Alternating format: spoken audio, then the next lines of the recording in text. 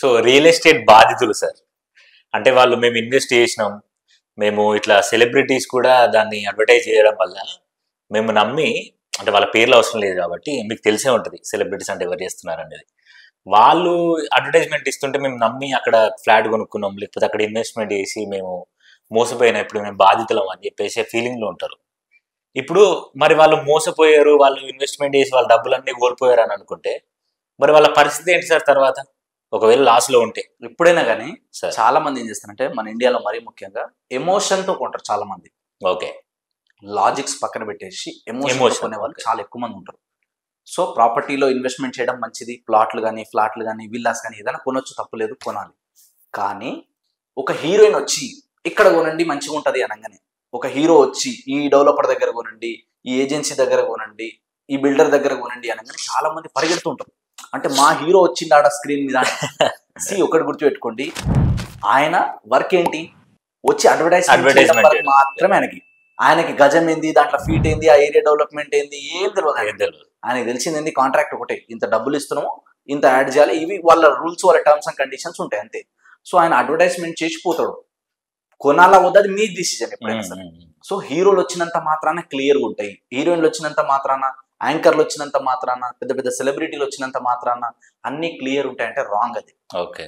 So వాళ్ళు advertisement చేసినంత మాత్రం అన్ని క్లియర్ కాదు. ఇప్పుడు అట్లంటే వాళ్ళు కొందరు ఉన్నారు, బెట్టింగ్ యాప్ ప్రమోట్ చేస్తారు, పాన్ గుట్కా మసాలా ప్రమోట్ చేస్తారు.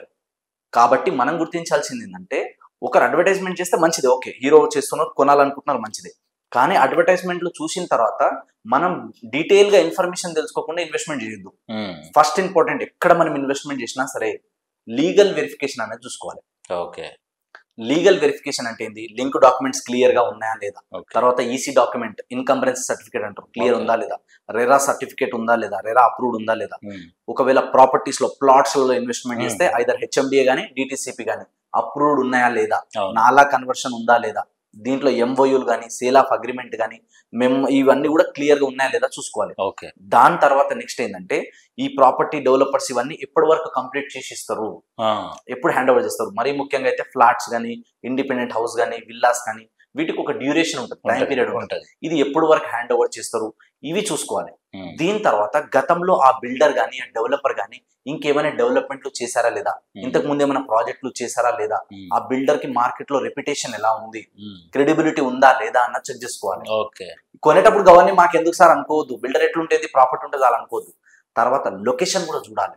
ఇప్పుడు మరీ ముఖ్యంగా మనం హైదరాబాద్ లో చూస్తున్నాం, హైడ్రా ఎఫెక్ట్ వల్ల చాలా మంది భయపడుతున్నారు. సో చెరువులకు ఏమైనా దగ్గర ఉన్నాయా లేదా, అంటే నాలాలకి కానీ, తర్వాత వచ్చేసి మనకి నియర్ బై ఏదైనా చెరువులు కానీ కుంటలకి దగ్గర ఉన్నాయా లేదా, బఫర్ జోన్ లో ఉందా లేదా, తర్వాత నెక్స్ట్ వచ్చేసి మనకి FTL లెవెల్స్ అంటారు, ఫుల్ ట్యాంక్ లెవెల్, దానికి ఏమైనా దగ్గర ఉందా లేదా, ఇవి చెక్ చేసుకోవాలి.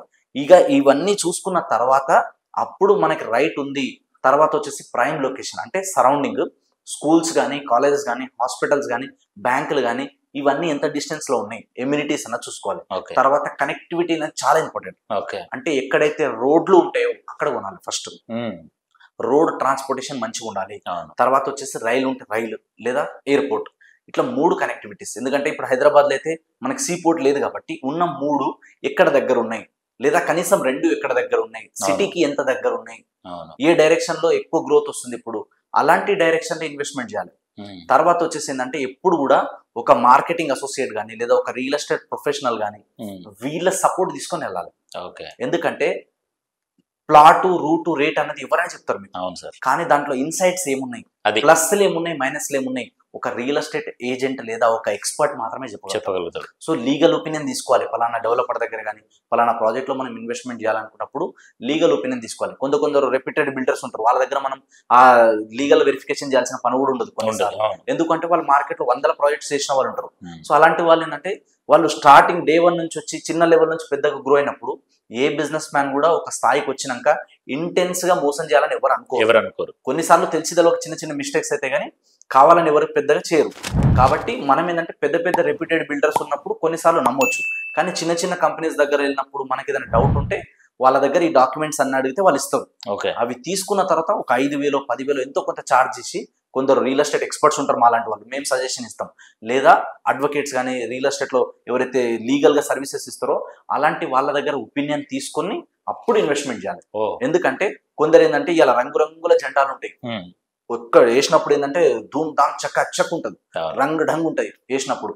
కానీ 1 year తర్వాత పోయి అదే ప్లాట్ మనం చూస్తే ఆడ గడ్డి మొలిచిపోతుంది, ఆడ నెంబర్ ఉండదు, ఆ ప్లాట్ ఏదో మనకి తెలియదు, అది ఈస్ట్ ఎటు వెస్ట్ ఎదు, దాని ఫేసింగ్ ఏందో, దాని మెజర్మెంట్ ఏందో మనకి తెలియదు. సో అలాంటి ఏరియాలో కాకుండా ఇవాళ మనం ప్రాపర్టీ కొంటే 5 ఏళ్ళకైనా 10 ఏళ్ళకైనా ఎప్పుడు మనం అమ్మాలనుకున్న అమ్మే విధంగా, లేదా మనం ఉండాలన్నా కట్టుకొని ఉండే విధంగా అన్ని రకాలుగా మనం చూసుకున్న తర్వాత మాత్రమే ఇన్వెస్ట్మెంట్ చేయాలి. సో చాలా మంది ఇంకొకటి ఎక్కడ అటెంప్ట్ అవుతారంటే ఇలా సెలబ్రిటీస్ వచ్చి ఇలా కొందరు వచ్చిన తర్వాత ఆఫర్స్, ఇది కొనండి మీకు ఒక ఐఫోన్ గిఫ్ట్ వస్తుంది, ఇది కొనండి మీకు ఇంకేదో గిఫ్ట్ వస్తుంది అని చెప్పడం, లేదా మీరు మా దగ్గర కొనండి ఇంత ఇన్స్టెంట్ డిస్కౌంట్ వస్తుంది అనగానే తొందరపడతారు. అఫ్ కోర్స్ డిస్కౌంట్స్ వస్తే మంచిదే, కానీ ఇవన్నీ క్లియర్ గా ఉన్నాయా లేదా చూసుకున్న తర్వాత మాత్రమే ఇన్వెస్ట్మెంట్ చేయాలి. లేకపోతే ఏం చేస్తారంటే ఏదో మనం ఇప్పుడు డబ్బులు కట్టేసినాం, రాతగై బాతగై, రాతగై అంటే ఇక బోర్డు తిప్పేస్తారు పోతారు. ఇంకొకటి ఎక్కడ మోసపోతారు అంటే చాలా మంది ఈఎంఐ ఆప్షన్లలో మోసపోతారు. నెల నెల కట్టుకోవచ్చు కదా, అయిపోతుంది కదా అనుకుంటారు. కానీ ఇప్పుడు మీరు నెల నెల కడుతున్నప్పుడు మీరు ఫర్ ఎగ్జాంపుల్ ఒక 10 లక్షల ప్రాపర్టీ ఉంది, మీరు 5 లక్షల అడ్వాన్స్ పేమెంట్ లేదా 6 లక్షల అడ్వాన్స్ పేమెంట్ ఉంటుంది, మిగతాది 4 lakhs ఏదైతే ఉందో మీరు నెల నెల ఈఎంఐ కట్టుకోండి, 2 years 34 months అంటారు, 36 months. ఇప్పుడు మీరు నెల నెల కడతా ఉన్నారు, మీకు ఒక ప్రాపర్టీ చూపిస్తారు, అగ్రిమెంట్ రాస్తారు అంతే, రిజిస్ట్రేషన్ కాదు, అది రిజిస్ట్రేషన్ కాలేదు. మీరు నెల నెల కడతా ఉన్నారు, ఎవరో ఎక్స్పర్ట్స్ వచ్చారు నా దగ్గర, వాళ్ళు వచ్చి లేదు సార్ ఈ ప్రాపర్టీ నాకు నచ్చింది, దీనికి అవసరమైతే ఇంకో 1 lakh ఎక్కువ ఇస్తా, ఇమీడియట్ గా ఇస్తా అంటే మీకు తెలియకుండా రిజిస్ట్రేషన్ చేసి ఇచ్చేస్తారు. చాలా మంది అట్లా గతంలో చేసిరు, నేను ఏ డెవలపర్ పేరు ఎత్తాలి ఇక్కడ, అట్లా ఎన్నో వందల అనుభవాలు చూసిన, మార్కెట్ లో 1000 మందిని కలుస్తుంటాను నేను. సో అట్లా ఏమవుతుంది, ఆ ప్రాపర్టీ అక్కడ వెళ్ళిపోయింది, మీకు ఆ ప్రాపర్టీ ఉందని తెలుసా తెలియదు, మీరు 36 months అయినాక వచ్చి నాకు ప్రాపర్టీ రిజిస్ట్రేషన్ చేయంటే అన్నా నేను లేదు, కోవిడ్ వచ్చింది, పెళ్ళి ఉండే, దావత్ ఉండే, బయటకి ఏడుకోపోయినా తెలియకుండా ఇగో ఏజీపీ ఆయనకి ఇచ్చిండే, ఈయన రిజిస్ట్రేషన్ చేయించుండు అంటారు. ఏ కాకపోతే సీల తీసుకో, బీల తీసుకో, డీల తీసుకో అంటారు, లేదా plot to plot, venture to venture మార్చుకుంటాం, లేదా మొత్తం రీఫండ్ కావాలంటే రీఫండ్ ఇస్తారు, బట్ 100% ఇయ్యరు. ఏ డెవలపర్ కూడా, మరీ ముఖ్యంగా ఈఎంఐలో నేను చూడలేదు ఇప్పటి వరకు, 100 మందిని కలిసిన, 1000 మందిని కలిసిన, ఏ ఒక్కరు కూడా 100% రీఫండ్ ఇయ్యరు. ఒక్కసారి ఈఎంఐలు మీరు కట్టిన తర్వాత ఇంకొక కండిషన్ ఏం పెట్టారంటే, రీసెంట్ గా ఒక ఇన్సిడెంట్ చూసిన, నా దగ్గర వచ్చిన క్లయింట్, ఆయన దగ్గర నోట్ అనే ఒక పాయింట్ రాసింది లోపల, హైలైట్ ఏంటంటే కిందనన్నా రాయాలి మీదనన్నా రాయాలి, మధ్యలో పెట్టిండు కాక, మధ్యలో ఏమని పెట్టిండంటే ఈ ప్రాపర్టీ ఖచ్చితంగా మీరే కొనాలి, ఇన్ కేస్ మీరు కొనలేకపోతే తక్కువ బడ్జెట్ దాంట్లో మారుకోవచ్చు, లేదా మీరు రీఫండ్ వెళ్ళాలంటే ఆ ప్లాట్ మీరే సేల్ చేయాలి, లేదా మేము సేల్ చేసిన తర్వాత ఆ మొత్తం అమౌంట్ మాకు వచ్చిన తర్వాతనే నేను మీకు రీఫండ్ ఇస్తాను పెట్టండి కండిషన్. కాబట్టి ఇట్లాంటి దగ్గర జాగ్రత్త ఉండాలి. ఈఎంఐలు వస్తున్నప్పుడు కానీ ప్రీ లాంచ్లలో కానీ జాగ్రత్తలు వహించాలి. సో ఇట్లా మనం జాగ్రత్తలు తీసుకున్న తర్వాత మాలాంటి వాళ్ళ నుంచి సపోర్ట్ తీసుకోవడం వల్ల ఏమవుతుందంటే మేము హెల్ప్ చేయగలుగుతాం. ఇంకా కొందరు ఏంటంటే కమిషన్ ఇవ్వాలా ఏజెంట్ కి అని ఆలోచిస్తారు. మీరు ఇచ్చే 1% 2% వల్ల ఇవాళ ప్రాపర్టీ కొనడానికి మీకు ఎట్లయితే హెల్ప్ చేస్తున్నారో రేపు రీసేల్ చేయడానికి కూడా హెల్ప్ చేస్తారు. సో దాంట్లో ఉన్న ప్లస్ లేని మైనస్ లేని అన్ని చెప్తారు. కాబట్టి వాళ్ళ సర్వీస్ కానీ వాళ్ళ బ్యాక్ ఎండ్ వర్క్ అంతా కూడా చాలా ఉంటుంది. కాబట్టి ఎప్పుడైనా కానీ సలహాలు సూచనలు రియల్ ఎస్టేట్ల ఎక్స్పర్ట్ల మొత్తం డీటెయిల్ గా మనం తెలుసుకున్న తర్వాతనే అప్పుడు మాత్రమే ఇన్వెస్ట్మెంట్ చేయాలి. కానీ ఎందుకంటే వాళ్ళు హార్డ్ అండ్ మనీ ఉంటుంది, 2 సంవత్సరాలు కష్టం ఉంటుంది కూడా, వాళ్ళ పిల్లల ఎడ్యుకేషన్ కోసం కావచ్చు, వాళ్ళ మ్యారేజ్ కోసం కావచ్చు, వాళ్ళ డ్రీమ్స్ కోసం కావచ్చు, రిటైర్మెంట్ లైఫ్ కోసం కావచ్చు, రూపాయి కష్టపడి సంపాదిస్తారు. అవునా కదా? సో ఆ డబ్బులు మనం పెడుతున్నప్పుడు జాగ్రత్త వహించడం మంచిది. అట్లాంటప్పుడు మనం ఎప్పుడు కూడా ఏదో అడ్వర్టైజ్మెంట్ చేసి తొందరపడకుండా, అడ్వర్టైజ్మెంట్ నచ్చిందా ఫుల్ డీటెయిల్స్ కనుక్కోండి, వీలైతే ఆఫీస్కి వెళ్ళండి లేదా సైట్ విజిట్కి వెళ్ళండి. అది చూసిన తర్వాత మీకు డాక్యుమెంట్స్ అన్ని అడగండి, ఎవరైనా ఇస్తారు. కొందరు ఏంటంటే మొత్తం డాక్యుమెంట్స్ ఒకటేసారి డబ్బులు కట్టక ముందు ఇయ్యరు, కావాలంటే వాళ్ళ టర్మ్స్ అండ్ కండిషన్ ప్రకారం ఇనిషియల్ బుకింగ్ అమౌంట్ కొంచెం అమౌంట్ కడితే మిగతా డీటెయిల్స్ ఇస్తారు వాళ్ళు. ఎందుకు కొనే ఆలోచన నాకు ఉందండి, నాకు డాక్యుమెంట్ వెరిఫికేషన్ చేసుకోవాలంటే ఇస్తారు. అప్పుడు మనం ఏం చేసుకోవాలి, మొత్తం వెరిఫికేషన్ చేసుకుని ఓకే ఉంది రైట్ ఉంది అంటే ముందుకెళ్ళొచ్చు. ఓకే, అట్లా ఆప్షన్స్ ఉంటాయి. కాబట్టి అలా మనం ఇన్వెస్ట్మెంట్ చేయాలి ఎప్పుడైనా సరే. సో ఇవాళ మనం భూమి మీద పెట్టుబడి పెడితే రిటర్న్స్ మంచిగా వస్తాయి, అద్భుతంగా ఉంటాయి, ఇవన్నీ తెలుసు. ఈ ఎమోషన్ తో వచ్చినప్పుడు ఏంటంటే దీన్నే క్యాచ్ చేసుకొని మోసాలు చేసే వాళ్ళు కూడా ఉంటారు. గతంతో పోలిస్తే 99% తగ్గినాయి, కానీ ఇంకా ఉంది, ఇంకా నడుస్తుంది కోతం. కాబట్టి జనాలు కూడా స్కీమ్లను చూసి ఆఫర్లను చూసి టెంప్ట్ అయ్యి ఇన్వెస్ట్మెంట్ చేయకుండా ఇవన్నీ బ్యాక్ అండ్ వర్క్ అంతా చూసుకున్న తర్వాత మాత్రమే ఇన్వెస్ట్మెంట్ చేయాలి. ఇవన్నీ మీరు చేయగలుగుతారా? మీరు మీ ప్రొఫెషనల్ ఎక్స్పర్ట్ కానీ రియల్ ఎస్టేట్ లో కాదు. కాబట్టి రియల్ ఎస్టేట్ లో ఉన్న వాళ్ళ సలహాలు సూచనలు తీసుకున్న తర్వాతనే ఇన్వెస్ట్మెంట్ చేయాలి. మాట్లాడితే ఏజెంట్ కి కమిషన్ వస్తుంది అంటే ఏజెంట్ కి వచ్చేది ఇంత కమిషన్ చాలా చిన్నది.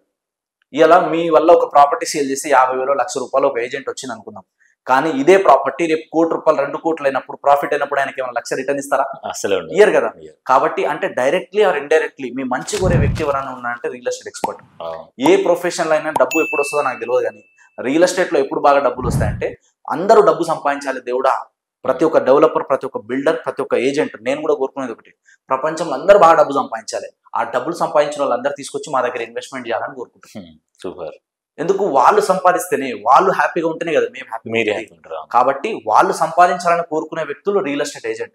కాబట్టి రియల్ ఎస్టేట్ ఏజెంట్ ఎప్పుడు కూడా ఒక ఏజెంట్ లాగా చూడొద్దు, ఒక వెల్ విషర్ లాగా చూడాలి, ఒక ఫ్రెండ్ లాగా చూడాలి. ఇప్పటి వరకు మేము కొన్ని 100 ట్రాన్సాక్షన్ చేసినాం. ఏ ఒక్కరు కూడా నాకు మరీ ముఖ్యంగా అయితే ఈయన ఏజెంట్, ఈయన మార్కెటింగ్ పర్సన్, ఆ రిలేషన్ ఏ కస్టమర్తో లేదు నాకు.